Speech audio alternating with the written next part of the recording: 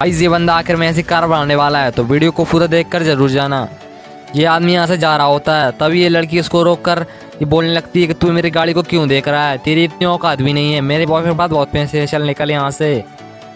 इस भाई को वो इस बात को बहुत बुरी लगती है। फिर ये अपने घर पर जाता है और एक लकड़ी लेकर आता है और उससे अपने लिए एक बढ़िया सी कार बनाने लगता है। और आखिर में ये ऐसी कार बना लेता है जिसको देखकर आप अपनी आंखों पर भरोसा नहीं कर पाओगे। तो वीडियो को पूरा देखकर जरूर जाना। उस कार को देखने से पहले जो इंडियन आर्मी से प्यार करते हैं वो लाइक और चैनल को सब्सक्राइब करो और कमेंट में I love you Indian army. आखिर में ये बंदा ऐसी कार बना लेता है। आपको ये कार कैसी लगी कमेंट करके जरूर बताना।